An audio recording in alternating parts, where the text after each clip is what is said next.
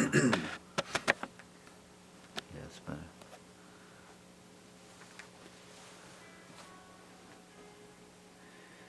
Try to capture some of this too. So,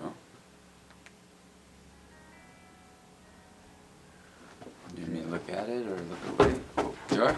Oh. Yeah. My pride was hurt.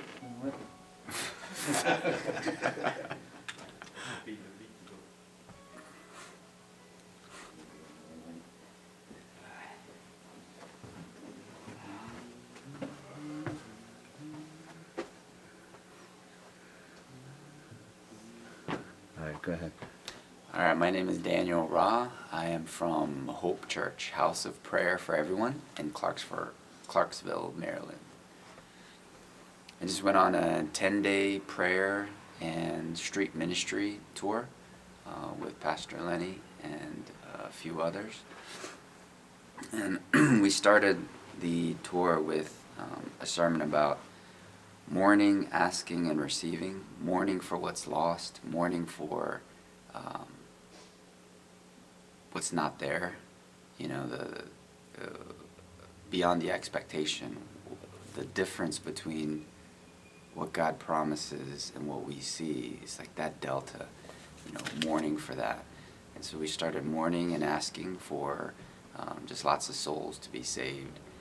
And it turned out that day one ended up being my birthday, and so we got to see either through new souls being saved, or a lot of rededications, at least 43 lives being transformed. And so that was an awesome, unforgettable birthday for me. And so along this journey, I think God's been really revealing that He longs and aches for people. And despite what we think is going to be effective or not effective, or whether we believe that something will or won't work, or whether we even like to do one approach or another, despite all that, we can never put God in a box. We can never fully understand His methodologies and the miracles by which He works. And so really it just takes willingness to try. And so a buddy of mine a while ago had told me about hey, sometimes we go to Baltimore and we just read a script, and people's lives are changed, just literally reading the script. So I decided to test that out. I saw a brother of mine who was really very effective at sharing the gospel.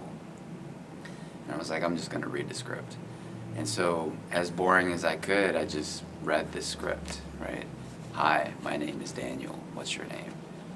Do you know God has a plan for your life, right? And so there's 3 or 4 paragraphs. And literally the whole trip, 8, 9, 10 days, I'm just reading a script. And just reading the script, I believe I've seen at least 43 lives being saved by my boring words, And there was this one gentleman who, out of 100 people I've shared this script with, and most of the people were really touched.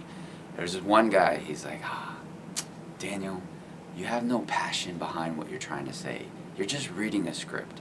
So it was 1 out of 100 that was like, hey, why are you reading a script? And I told him, hey, I'm reading a script because it's not about me. It's not about my eloquent words. It's not about my ability to influence you and what you think and what you'll take. It's about Jesus. It's about the Bible. It's about the words, the living words. And he's like, oh, okay, whatever, sure. And so we go along our way, and we got to meet up again. He's sitting on a park bench, and he calls himself John Lennon because it was the anniversary of his death. So John Lennon is sitting on the park bench, and he talks to 2 couples, like a couple, a husband and a wife. And I walk by, and he goes, hey, Jesus boy, come here.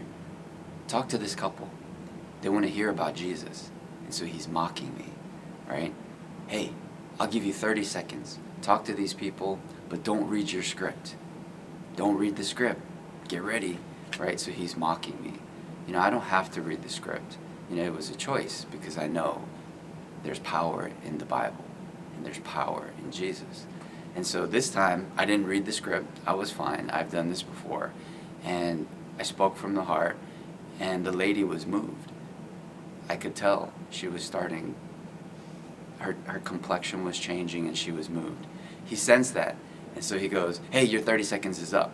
You can go now." And I said, "John, I appreciate that you brought me to this couple, but you don't get to tell me when to leave. We'll talk again in a few minutes." So I just, set him aside. And then he started singing Beatles songs and all these things, all this stuff to try to move me out of the way, tell me to shush and go. But even in his mockery, Jesus was able to move the hearts of the lost that he's longing for. So it doesn't matter whether we believe in the method, whether we believe in street evangelism, whether we believe in any of these approaches. It doesn't matter. God can use a rock. And I've always said, "Lord, I'm better than a rock. Put me in, coach. Put me in, coach." And that's really all it takes. You just got to say, "Put me in, coach," and he will use you, whether you can speak or not. We even had language barriers. We were testing it. How far does this thing go? So we're reading Spanish, and one of our teammates, led, probably like 30 people to Christ, just reading a Spanish script, and I probably led like 4 or 5, just reading a language that I don't really understand. And so God can move in mysterious ways. We just have to remove ourselves from the equation. And that's really what God taught me, during this trip, that he can use us. We just need to empty ourselves. And we just need to go. Just don't think about it. Stop navel gazing. You pray and you honor God all the time, but that's a relationship that goes vertically. Without the cross that goes horizontally, loving people, you don't have a complete cross. And so we have to love God and we have to love his people. And if we truly love God, we have to love his people. And I saw probably 300, 400, 500 people that were seeking. Many of them we would approach and they would say, "No, I don't want to talk." And then they'd come by again, "No, I don't want to talk." And the 4th or 5th time we would ask, they would understand that we really mean business. We really care for them. We're not just throwing a flyer out there, right? That we really care for the individual person. And the 4th and 5th and 6th time that we approach them and go knocking on their doors, they stop and they listen. Because now they know, they've experienced that we care. And so that was the other thing that I really got to see, is that when people experience the love of Christ, then they're willing to listen. If we're willing to take the time to really share that we care for them and that Jesus cares for them. So a lot of stories, a lot of really amazing testimonies. But that's what I learned. One of the guys that we met, his name was Joel. He was serving in the church for 35 years. He grew up in the church, and then he got hurt by the church. The pastor kicked him out of the church. The pastor took his wife. As soon as we approached him and said, "Hi, my name is Daniel," he goes, "God? Jesus?" He's asking, "Are we talking about God or Jesus?" And we're like, "Yeah." He's like, "No, I don't believe there's a God." And he was really angry, and rightfully so. Rightfully angry at God. Rightfully angry at the church. Because in his mind, it was the church and it was God. How can God do this to me? Put me on the streets. I'm homeless now. How can God do this to me, is what he kept asking. And then so a buddy of mine and we were talking to him, and we just said, "Sorry.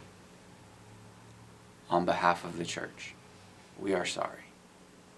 Someone who looks like us, someone who believes in Jesus like us, hurt you. And for that, we're sorry." And we meant it genuinely from our heart. And he just started crying. He just started crying. And so I got to witness a release, a release of offense that he was holding, bitterness and offense he was holding. And so we asked him if he wanted to pray for hope. And he said, "No, I can't pray for hope. If I have hope, and something good doesn't happen, I'll turn into despair, and then I'll start spiraling. He's like, I can't even ask for hope. But after 30, 40 minutes of conversation and really demonstrating like Jesus does love you, he says, I want to pray for a little bit of hope. I have just this much hope, is what he told us. And I thought that was a miracle. From, I hate the church, I hate, how can God, like there's no God, to, I have a little bit of hope. And so that's just one of so many stories that God's been able to reveal to us on this trip. And so I hope you go out there and go and do something. Love his people.